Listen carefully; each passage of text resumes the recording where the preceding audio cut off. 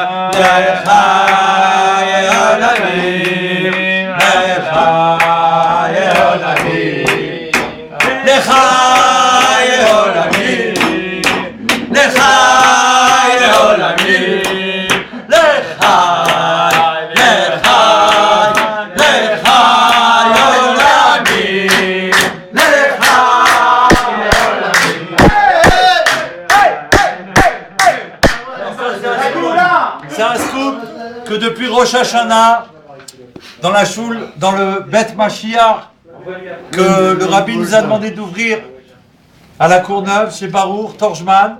Depuis Rosh Hashanah, on chante à Aderet Veumna, mais la version que même à New York, ils ne chantent pas chez le rabbi. Parce qu'il y en a qui ne savent pas que le rabbi voulait qu'on la chante en entière comme la version française transformée, rachetée par Serge Gainsbourg, notre frère, que Dieu le bénisse, il est venu dans ce monde. Il a fait tout un micmac, et grâce à ça, il a racheté les droits de la Marseillaise. Ça veut dire que ça nous appartient pour l'éternité.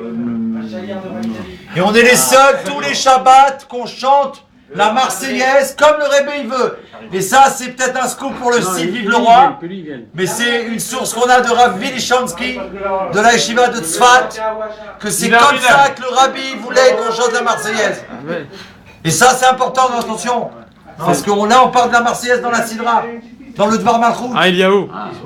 Ça veut dire que le Rabbi dit que la preuve que la France, elle a été transformée, c'est que même l'hymne national de la France, il a été transformé. Et là, le Rabbi dit c'est une vraie révolution. Pourquoi?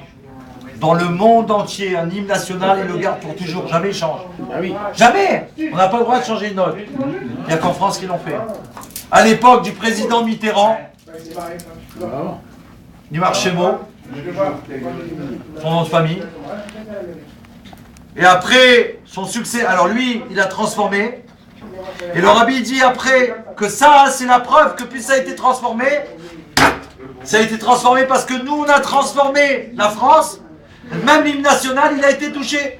Sur le représentant dans le ciel, si on peut dire comme ça en haut, du drapeau français, il a été touché, plié, un genou, et deux genoux.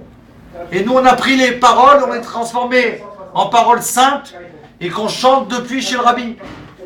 Et nous, à la demande du Rabbi, on le fait comme le Rabbi chante ce qu'il a entendu du Rabbi Melech HaMashiach. À quel moment le Rabbi a commencé à chanter? Je ne sais pas quelle année, mais le Rabbi part dans sa sira. Il a expliqué de la même manière que l'Admour Azaken. On pourra te répondre par email. Il a transformé le chant que les ennemis ils utilisaient pour aller en guerre. Il a transformé, le Rabbi il a pris ce chant avec une ruse et il a pris pour la sainteté. Et c'est grâce à ça qu'on a gagné. Il dit de la même manière, nous, par la transformation de la France, on a tout transformé. Donc même l'hymne national, il a été touché pour l'éternité. Voilà, il y a quelques années, il dit dans le Dvar Malchut, les Chassidim ont commencé à chanter cet air avec les mots de la prière de Shabbat. Shabbat, à Deret Ve'una, ils ont commencé à chanter avec l'hymne français. Donc à Shabbat, on peut le chanter alors? Il faut, pas on peut. Ça c'est un ordre du roi. Quand on dit roi, attendez, qu'on soit clair là. Dvar Malchut, ça veut dire la parole du roi. L'édit royal. C'est comme si que le roi, il a transmis à son chaliard, David, une lettre, et je vous dis les paroles du roi. On n'a pas le droit de faire autrement. C'est pas ça, on est obligé de faire ce que le roi dit. Par ordre du roi. Comme il faisait Par ordre du roi. Faites les tambours s'il vous plaît. L'édit royal, par ordre du roi, nous annonçant qu'il est temps aux Français de se réveiller. été choisis par tirage au sort.